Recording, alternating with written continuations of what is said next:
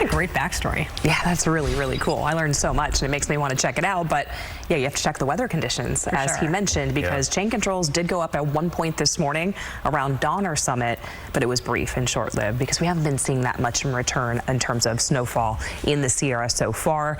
Yeah, slushy dusting at Donner Summit is what we pretty much saw in the overnight through about the 4 o'clock hour. Right now, here's a live look at some passing clouds. Sutter Held Ballpark showing you the illumination of those clouds.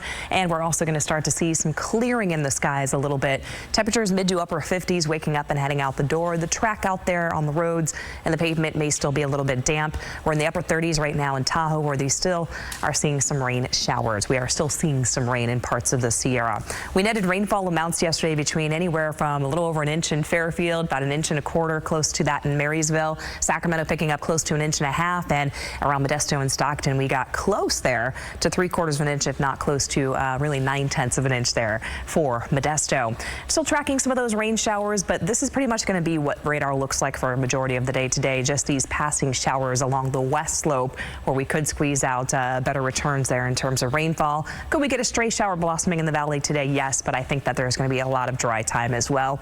But what we're featuring for the weekend is this area of low pressure is just going to kind of churn off the coast. Right now, the target for it today is going to be Southern California, but as it starts to make more of a northward track, it is going to interrupt some of our outdoor plans potentially into the weekend now at this point, especially Sunday night and into Monday. And there's going to be earlier parts of Sunday that we could see some good soaking rainfall. We're tracking widespread valley rain. Light snow is going to get a little lower, 6,000 to 7,000 feet.